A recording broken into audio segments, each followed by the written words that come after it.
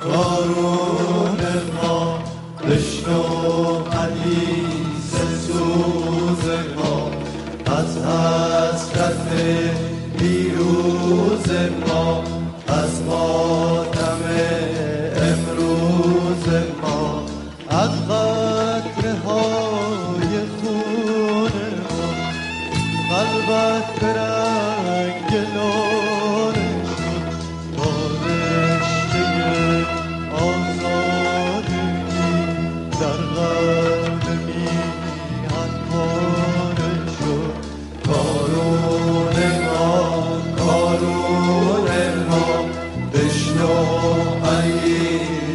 سوز ما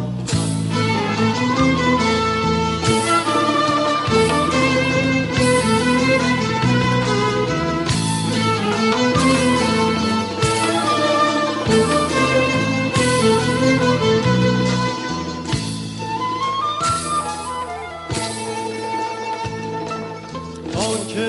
این تنت بر پود ما کار سیاه بندگی تا که این خلق بار ستم بر پای لخت زندگی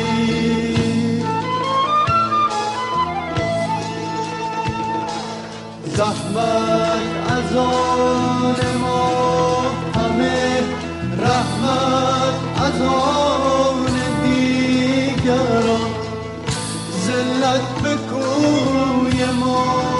همه عزت به کوی دیگران کارون ما بشنو حدیث سوز ما از حسرت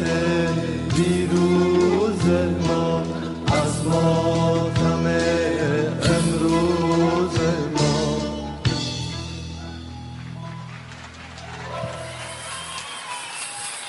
واقعا که در دیاری که در آن نیست کسی یار کسی کاش یارب که نیفتد به کسی کار کسی